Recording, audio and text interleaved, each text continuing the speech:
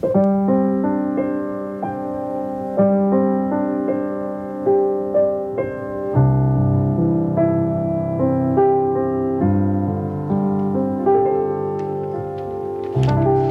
was really a nice meal you made tonight, Martha. Did you really like it? It was perfect, except the applesauce was a little tough.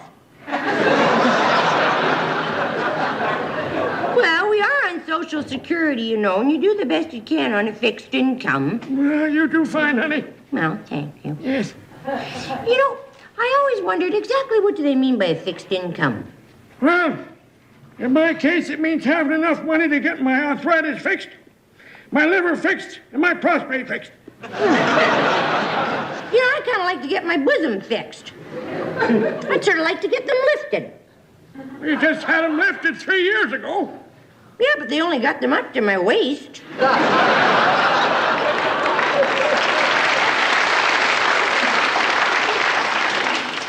You want to go see a movie tomorrow night? I don't know. What would you like to see? Well, there's a new Cheech and Chong picture out.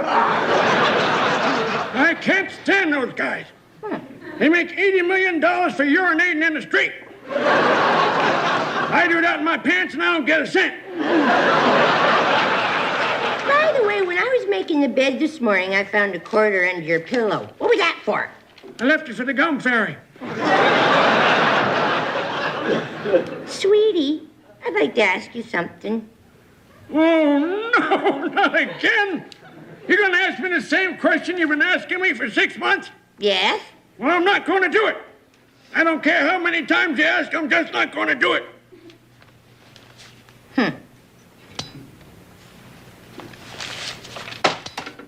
Well, I think it's important to our relationship.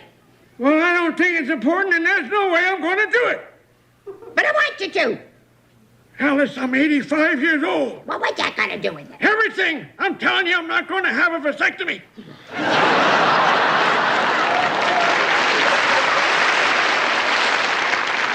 Well, I think you ought to. Well, there's no reason in the world that I should have a vasectomy. You keep on asking me, and I keep on telling you no.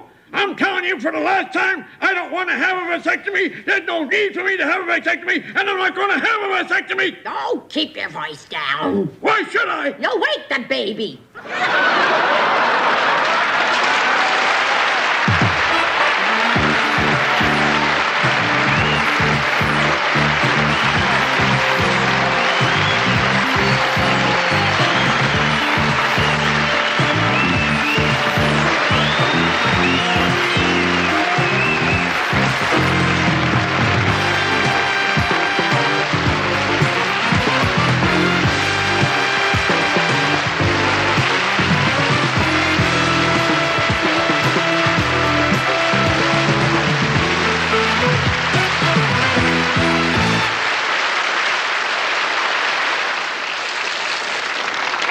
Ladies and gentlemen, the star of Bizarre, John Biner.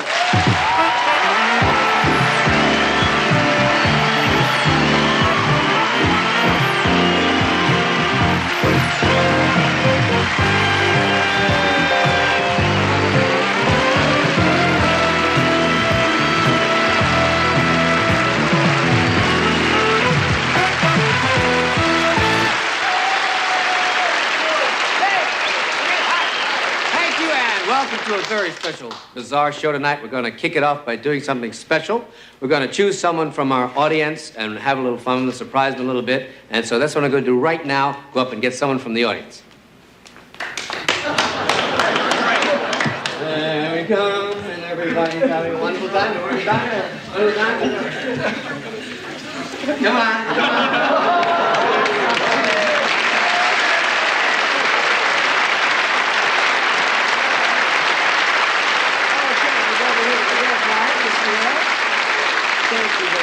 Now, what is your name? Sharon Howe. Sharon Howe? Yes. That's great, Sharon. That's a good name. Sharon. As I said, we're going to. You don't like people touching you, you keep pulling away. Nervous? Nervous. Okay, good, because we want somebody really nervous. Okay, we're going to do something special this evening. We're going to, come on, get in a little closer. They're going, tighten up, you know what I mean? That's all I can do by myself. Okay. We're going to do something a little bit different, and we're going to ask you to go backstage and kind of have somebody put some makeup on you, because we're going to do something special, if you don't mind. So, would you just kind of go off there and wait?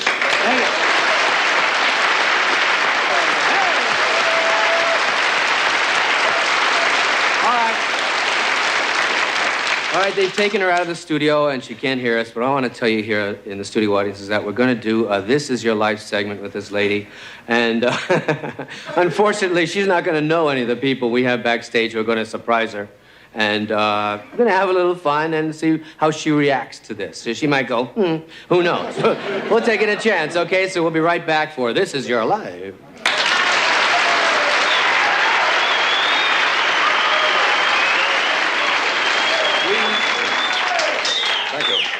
We are very fortunate in having with us tonight a guest of the most monumental importance. He is a philosopher and religious leader with over 20 million faithful followers. To some, he is known as the eternal Rambaba, to others as the Reverend Loon, and head of his own cult, the Loonies.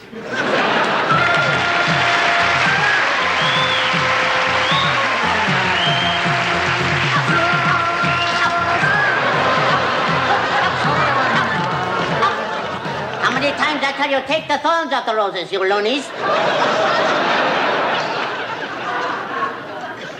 To all my followers, I say to you, hi, loonies. For those of you who don't know about the loonies, let me tell you what we believe. As long as Let's Make a Deal is on the air, we will watch it. That's why we are loonies. The moral majority is into television. The loonies are into cartoons. You see it everywhere on the Looney Tunes.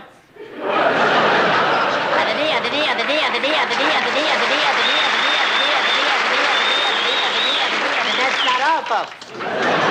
My followers are not in airport terminals asking for money. No. They're right out there on the runways and standing on the wings and hanging from the wheels. They are real loonies.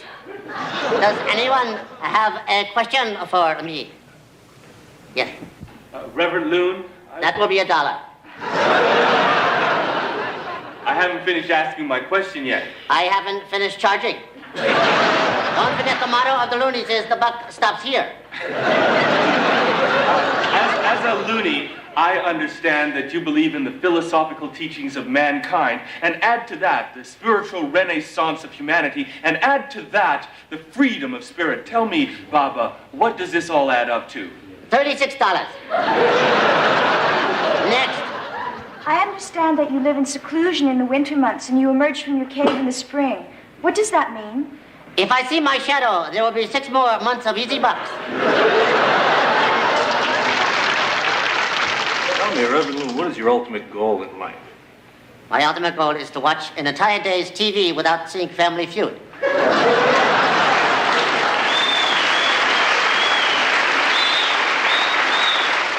I'd like to ask you a question. The answer is yes. That T-shirt is driving me loony. My question is this. Why do men like me only for my body? I mean, I have a mind. Shouldn't they like me for my mind? Yes, my child. The mind is a beautiful thing. The mind is ethereal and spans the bridge of life. There is nothing that is greater than the mind, unless it's a nice pair of tits.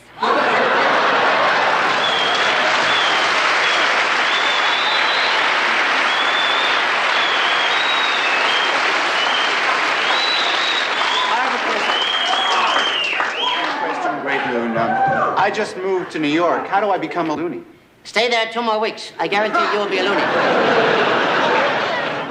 Baba? Yes? Why do you have that red spot on your forehead? I'm glad you asked that question. Very few people ask that question. The red spot signifies the link between Baba and the universe. It is also my satellite to the great beyond, the cosmic eternity, transcending all that matters in this or any other life. It is also my gum.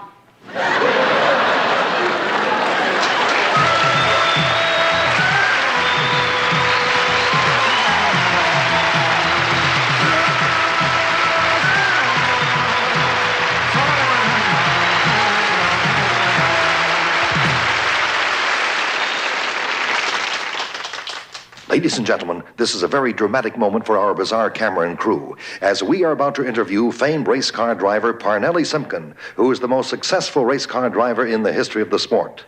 Yesterday, Parnelli admitted that for the last 16 years, he's been having a homosexual affair with his head mechanic. Parnelli, welcome to the show. Thank you, Tom. This has been a very difficult 24 hours for me, but I'm glad it's out in the open because, well, honesty is what I'm all about, and I'm willing to face my mistake. Have your friends stood by you? Most definitely. The true friends are there, and most of all, my wife, Too Tall Simpkin. Now, she's just been as solid as a rock through all this. Without her, I don't know what I would have done. Is she with you now? No, she couldn't make it today. She's wrestling the main event at Boston Garden. Parnelli, let's get right to it. You have $30 million a year worth of advertising endorsements. Have any of them canceled their commitment to you? No. They have stood by me as one. Well, most of them have, but I understand that... Well, you see, business is business, and if you tell the truth, well, I don't think they have anything against me personally. You see, people in the sports and business world respect honesty, and if you tell the truth, they're not about to label you in any way.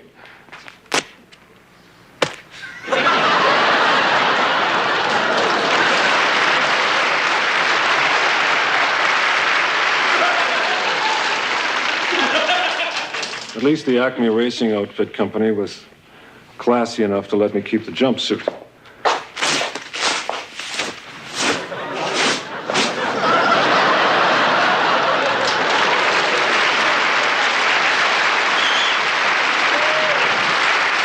Parnelli, this is terrible. I guess your admission has left you penniless. Not really. My endorsement of the Lady Godiva fishnet racing stocking is my biggest undercover moneymaker. Thank you, Parnelli Simpkin. Thank you, Tom. I'd like to continue talking to you, but I have to go grease my dipstick. This is Tom Hardy returning you to Bizarre.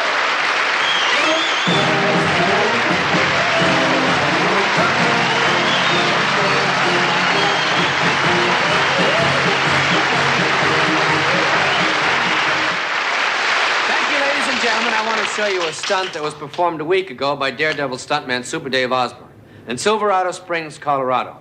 We usually like to do something like this for you live. However, after you see this, I think you'll understand. Hello, everybody. This is Mike Walden speaking to you from Silverado Springs Resort in Denver, Colorado, where Daredevil Super Dave Osborne will attempt his most dangerous stunt. In fact, Super Dave will be arriving at any moment. Oh, here he comes. Super Dave Osborne. He's performed so many of these stunts, he is popular wherever he goes. Welcome, Super Dave. Welcome. Thank you, Mike, and it's good to see you again, and thanks for coming here today, and thanks for the network for putting up the money and carrying this event. Well, Super Dave, in the last year or so, you have been crushed in a car, bludgeoned by a steel ball, you have been shot with arrows, gassed in a steam room, and you have traveled 5 times the speed of sound in a small metal rocket. So I say to you, what could you possibly attempt today? Well, Mike, I always say that my stunts are difficult. Today is by far the most difficult. It borders on lunacy, and for me to say that, you know it's something else. I have the French guillotine team from Paris, and I've flown them over here, and they're going to attempt to cut my head off. You? Yeah, I'll be climbing up in that guillotine over there, and when I give the proper signal, the blade will come down. It has the cutting force to cut through metal, and they have told me that I have 1/100th of a millisecond to pull my head out. I've been training very hard for this, and I think I'll be okay. I don't see how you can do it. Well, it is very difficult, Mike. It takes reflexes. I've been working with boxers, dodging back and forth, and so far I've done it. Not with a guillotine blade, but I've done it with meat. Well, I think it's time, the very best. And if ever you have needed our best wishes, it's surely today. Thank you very much, Mike. I want to thank you again, and I want to thank the networks, and I want to let them know that the networks are not responsible for this. I don't do trash sports, as you well know. Everybody knows. This is a legitimate stunt, and I pray to God it comes out, and I'd like to say God bless to my family, and thank you. All right. Go ahead, Super Dave. Get right up there and get prepared because, ladies and gentlemen, I've seen Super Dave do some incredible stunts. But this one has to be the most unbelievable that anyone has ever done. As you can see, his head is being placed on a Parisian oak wood block, the hardest of woods. And believe you me, it's going to be a miracle if Super Dave is able to pull his head back in that fraction of a second. Super Dave is equipped with a special microphone, so we will turn it over to him right now for hopefully live coverage of this incredible stunt. Mike, I just want to say that the way this is going to work is I will signal the French guillotine team with the word go, and I will do it in French. Yes. But I don't want anyone to say anything because I have to get my concentration together, as you can understand. All right. And I would appreciate if I did not hear a sound until I said the word go in French. All right. And then I will escape from the blade. Super Dave is deep in concentration now as he prepares for this, his most Does anyone dangerous... know what go is in French, the word? Well, I believe it's alley. Holy shit!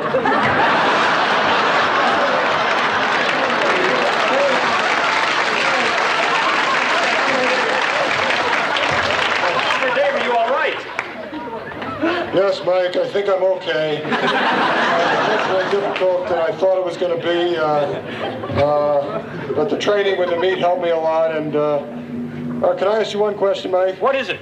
Am I holding my head in my hands talking to you? Yes? Then I'm not okay. I'm in a lot of trouble. I need help. Well, what can I do for you? Can you get me a doctor, please? Yes, right away. Wait. What? Wait a minute. What? You forgot my hat.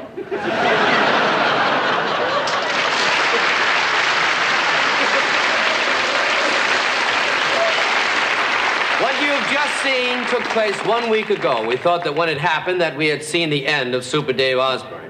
But a man with the first name of Super doesn't go down easily. I am very pleased to announce that not only is he alive, but he is with us tonight. Let's have a big welcome for our own Super Dave Osborne.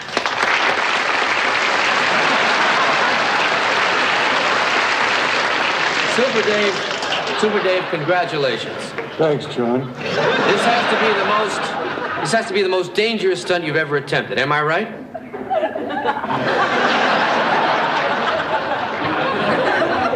Let me rephrase that question. You've done everything there is to do in the world of daredevilry. Now, how do you feel about your future? Would you put your hand under my chin with the palm down? Like this? Yeah, that's it. Now ask me the question again. How do you feel about your future as a daredevil? Frankly, John, I've had it up to here with being a daredevil.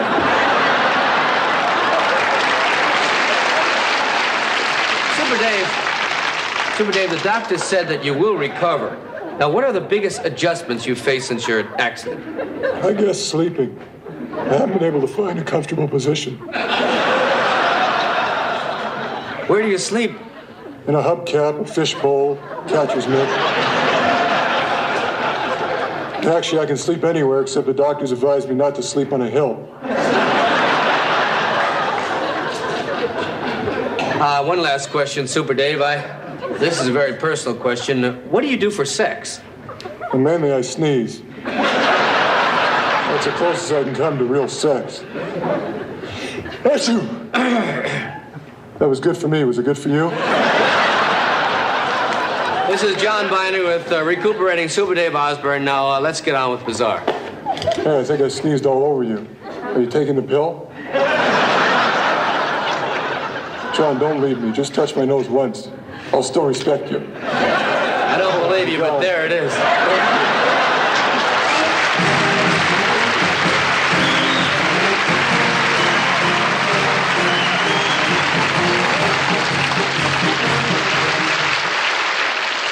Ladies and gentlemen, the lovely lady I chose from the audience before, Miss Sharon Howe. Mounty, please.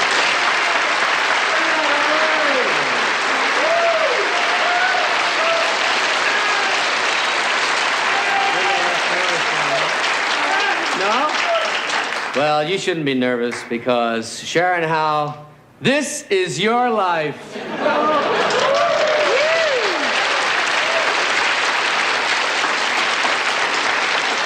Sharon, do you recognize this voice? Hello, Sharon. Do you remember the time in the 3rd grade when I dunked your pigtail in the ink? Didn't have any pigtails. Of course you did, and of course you remember your 3rd grade classmate, Ricky Wax. There he is.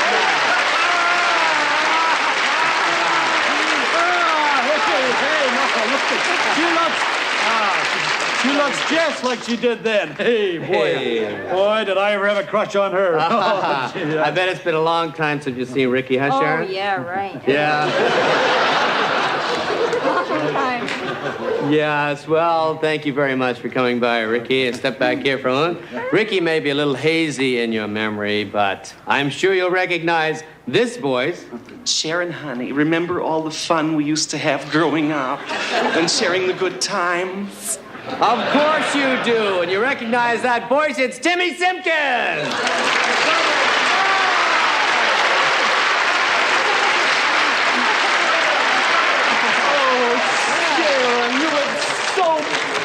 You were so butch. Yeah. Your brother.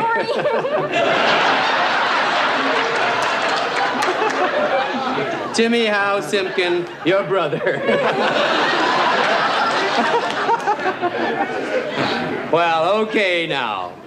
Sharon, I knew you were overcome by this, but I've got one more big surprise. Our next voices have been flown in at great expense. You haven't seen them since last June. Can we hear those voices, please? Our beloved Sharon was always a jewel. Yes, she's my little girl. That's right, Sharon. Your parents, Theodis and Ruby Lee Howe. Come on out here.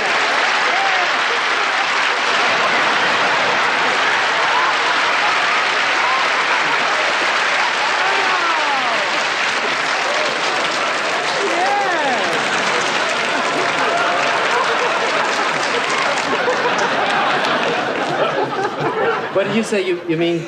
Wait a minute. This isn't the girl you went to school with? Well, no, I went to an all-boys school. Wait a minute. What is this? And this isn't your daughter? Hell no, man. My daughter had red hair. Oh, no. And I guess you're going to say this isn't your sister. No, I'm my own sister. Well, what the heck is this? We have 5 minutes of network time, and somebody... Oh, my God. You mean this isn't... Oh, no. What are we going to do? Thousands of dollars we spent to bring these people here, and these aren't your relatives. You've never seen them before. Does that mean I lose out on the royalties? We all lose out. I mean, this is supposed to be the research department goofed up, boy. It's going to be a big meeting after the show. Can we move on, please? Oh, I'm sorry about this, really. We'll take you back to your seat. John. What is it? I have an idea. What? Just so it wouldn't be a total loss. Do you mind if I keep her address?